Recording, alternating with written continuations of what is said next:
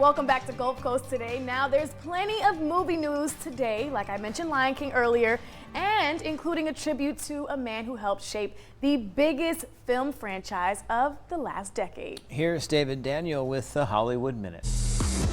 It's like robbing a bank, except you get the keys. Are you in? These are my coworkers. Jobs, please. What if somebody calls the cops and says what?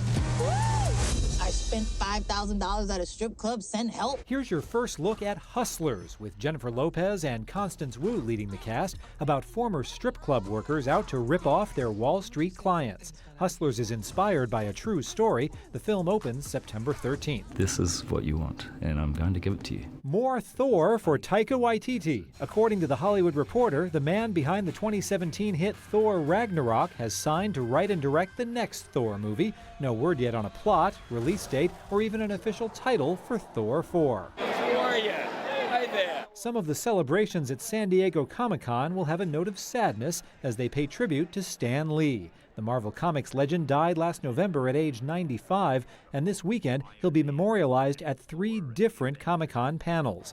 After all, Comic-Con and pop culture in general wouldn't have been the same without Stan the Man. In Hollywood, I'm David Daniel.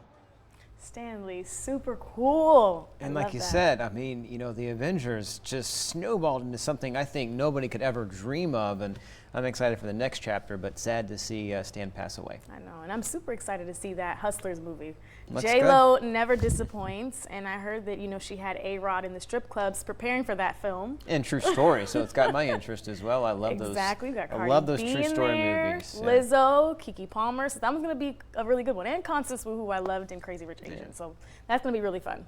All right, well, a Clearwater woman's unwanted visitor made national news after busting through a window and damaging her kitchen. Now she's trying to put her home back together, but her insurance company is giving her a hard time and is not paying up. Yeah, that boarded up window is where an 11-foot alligator broke into Mary's house back in May. Her story was covered around the world, but now her homeowner's insurance won't cover the damage. It smashed windows, broke wine bottles as you've seen on that floor, and glass furniture, and left the house in shambles. Her walls have holes in it. She filed an insurance claim for the window and the wall that was damaged, only to find out a month later that Florida Peninsula wouldn't cover any of the alligator damage. And to me, that is crazy. Do you see? I agree. I mean, how her house was left from this?